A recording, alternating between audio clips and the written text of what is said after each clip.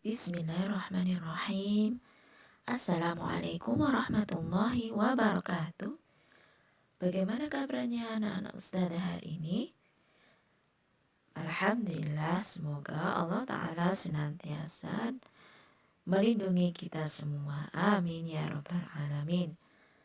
Baik, hari ini insyaallah kita akan melanjutkan pembelajaran fikih, yakni tentang pembatal-pembatal sholat. Pekan lalu kita sudah belajar tentang hal-hal yang makruh dalam sholat. Baik. Pembelajaran hari ini yakni pembatal-pembatal sholat. Bila kita melakukan salah satu dari perbuatan tersebut, maka sholat kita menjadi batal. Nah, oleh karena itu, kita harus berhati-hati ketika melaksanakan sholat. Nah, perbuatan yang dapat membatalkan sholat diantaranya adalah yang pertama, makan dan minum dengan sengaja. Nah, hal ini merupakan kesepakatan para ulama. Jika seseorang makan dan minum ketika sholat, maka sholatnya menjadi batal. Yang kedua, berbicara dengan sengaja ketika ingat dan bukan untuk kepentingan sholat. Hal ini berdasarkan hadis sahabat Zaid bin Arqam ketika turun firman Allah Azza wa Jalla.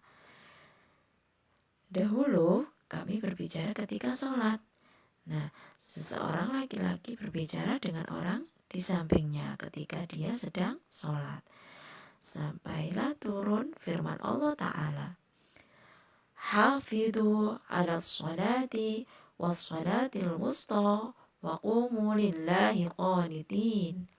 Yang artinya, peliharalah semua sholatmu dan peliharalah sholat wusta. Berdirilah untuk Allah dalam sholatmu dengan khusyuk. Quran Surat Al-Baqarah ayat 238.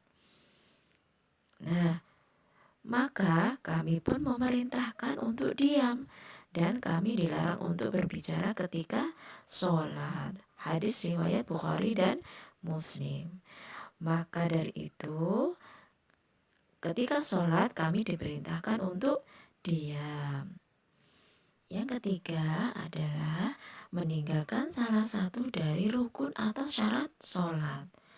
Nah, dengan meninggalkan salah satu rukun sholat seperti takbiratul ihram, ruku, sujud, dan lain sebagainya, dan meninggalkan salah satu rukun, nah ini menyebabkan sholat kita menjadi batal, baik meninggalkannya dengan sengaja, lupa, atau karena tidak tahu. Maka dari itu, anak-anak ustadzah, pembahasan yang lalu ustadzah sudah menjelaskan tentang rukun-rukun sholat. Baik, yang keempat, banyak melakukan gerakan yang bukan sholat, ya, banyak bergerak dan terus menerus. Nah, pembatal sholat yang keempat ini yaitu banyak bergerak dan terus menerus ketika sholat, seperti seseorang itu yang bermain-main dengan tangannya atau kakinya ataupun dengan pakaiannya. Nah, maka dari itu maka sholatnya menjadi batal. Karena hal tersebut berarti seseorang telah lalai dari sholatnya. Maka gerakan dia adalah sebab karena dia tidak tenang hatinya. Apabila hatinya khusyuk, tentu anggota badannya juga akan tenang. Karena tumaknina adalah salah satu rukun dari rukun-rukun sholat. Maka apabila seseorang banyak bergerak dan terus-menerus, maka sholatnya menjadi batal. Yang kelima, tertawa terbahak-bahak. Nah, dalam hal ini menurut kesepakatan para ulama, jika seseorang itu tertawa terbahak-bahak ketika sholat, maka sholatnya menjadi batal. Jadi anak-anak ustadzah ketika sholat harus yang tenang atau khusyuk. Yang keenam, tidak berurutan dalam pelaksanaan sholat. Nah, ketika melaksanakan sholat, harus berurutan, yaitu gerakan dan bacaannya sesuai dengan rukun-rukun sholat.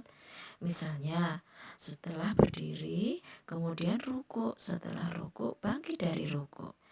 Nah, setelah itu iktidal dan seterusnya. Nah, apabila anak-anak ustadzah melaksanakan sholat setelah berdiri, kemudian langsung sujud, nah berarti itu tidak berurutan. Jadi, jika tidak berurutan, maka sholatnya menjadi batal. Wallahu a'lamu bishawab. Alhamdulillahirrabbilalamin. Pembelajaran hari ini sudah selesai. Semoga anak-anak ustadzah diberikan kemudahan dalam memahaminya. Amin ya rabbal alamin. Tetap semangat belajar dari rumah dan jaga kesehatan serta senantiasa melaksanakan sholat 5 waktu ya. Akhirul kalam. Wassalamualaikum warahmatullahi wabarakatuh.